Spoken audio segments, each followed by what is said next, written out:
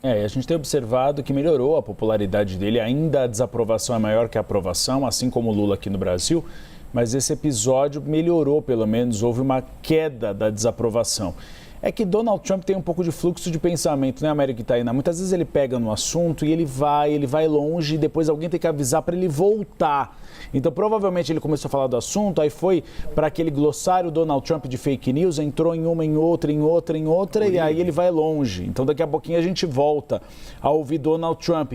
E a Tainá Falcão salientou muito bem, não há comprovação de fraude nas eleições americanas, assim como não há comprovação de fraude nas eleições do Brasil. Quem acusa tem o ônus da prova, e o ônus da prova não foi apresentado ainda, né, Américo Martins? Nós não temos alguém com uma comprovação fática de que houve algum tipo de adulteração das urnas eletrônicas no Brasil, nem das eleições americanas. Mas o que causa uma preocupação é algumas tentativas de mudança de Donald Trump para as próximas eleições, inclusive o número de votantes e o número de representantes em alguns estados republicanos em relação aos estados democratas.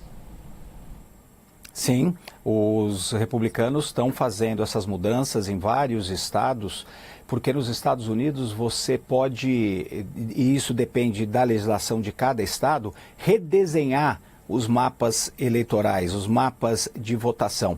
Isso para eleger os representantes que sejam mais favoráveis a um partido ou ao outro. E a gente não tem isso, por exemplo, no Brasil. Aliás, o Brasil, um outro grande exemplo é a nossa justiça eleitoral, que é uma justiça independente e que cuida apenas disso, da nossa democracia, da realização das eleições. Isso não existe em praticamente nenhum outro país do mundo e não existe, inclusive, nos Estados Unidos, aonde são os legisladores de cada estado que definem as regras, o sistema de apuração, o sistema de votação em cada um desses lugares. E também redesenham esses mapas todos. Isso é uma forma, obviamente, de você influenciar no resultado das eleições. E agora, para complicar isso, o Partido Democrata está querendo fazer exatamente a mesma coisa nos estados em que eles dominam, para tentar aumentar ali, por exemplo, o número de representantes eleitos para a Câmara dos Representantes, o equivalente à Câmara dos Deputados no Brasil. Então, é uma forma, no final das contas, de tentar manipular, sim, o resultado das eleições. Isso pela ausência dessa justiça eleitoral, uma justiça neutra e que não fica ali de acordo com os prazeres políticos de quem está dominando cada estado, redesenhar os mapas ou fazer as regras da votação. Esse é o sistema que existe nos Estados Unidos. E eu só queria fazer uma observação, Uribe, você muito bem colocou que a popularidade do Donald Trump parou de cair, até melhorou um pouquinho, embora a desaprovação ainda seja maior. Mas isso é uma consequência, inclusive, dessas ações na Venezuela, porque pouquíssima gente vai defender o Maduro.